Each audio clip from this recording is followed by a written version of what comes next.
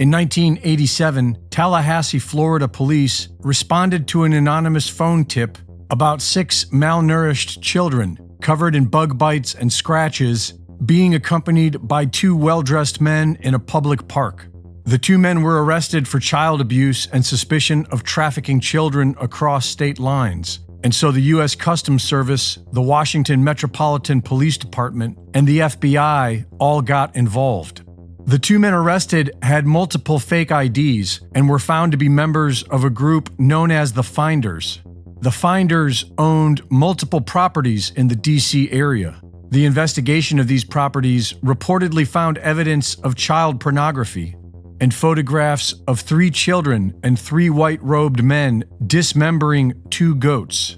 The children described a harsh learning environment where a man known as the game caller was in charge of everyone and could talk to the adults with a computer in the van.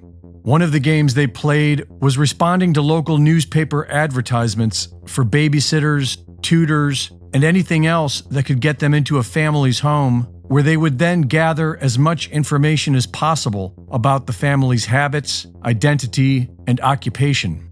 The Finders were labeled a satanic cult, and the media sensationalized it for a full week until the investigation was called off.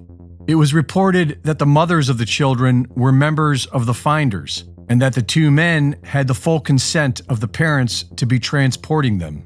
The media narrative then blamed their own sensationalism, claiming that the whole thing was blown out of proportion and that the Finders were just a harmless 1960s-style hippie community.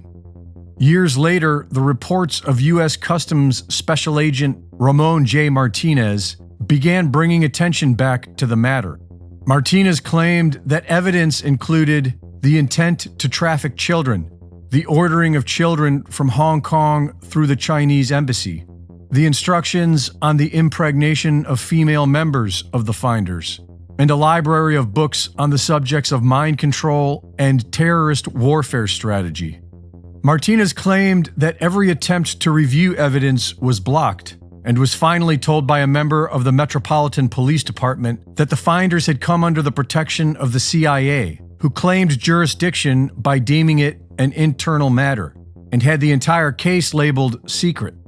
The leader of the Finders, Marion Petty, bragged about infiltrating the CIA. His wife, Isabel, worked for the CIA, and their son worked for the CIA-run Air America. Finder members' passports revealed travel visas to places such as North Korea, North Vietnam, and Russia, all approved by the U.S. State Department. This resurfaced evidence inspired outrage, and an investigation was launched. The Department of Justice began investigating allegations that the CIA had used a front company run by a commune to train agency employees. Their investigation resulted in a verdict of no evidence of CIA interference and no evidence of criminal activity with the Finders. During this same time period was the McMartin preschool scandal, wherein hundreds of parents reported that their children had suffered satanic sexual abuse at a preschool in Manhattan Beach, California. And for some reason, evidence seized from the Finders included a map of this same preschool. It seems to be the norm. KinderCare, the biggest preschool chain in America, was owned by Henry Kravis, who was a close associate of former CIA Director George Bush. KinderCare has been accused by several parents for child abuse and satanic ritual abuse. Former Clinton Foundation official Joel Getz operated a huge chain of kindergartens in China, where several parents complained that their children were molested. Just as the CIA and their partner groups manage the media, Hollywood, and the worldwide drug trade, they also manage the human slave trade.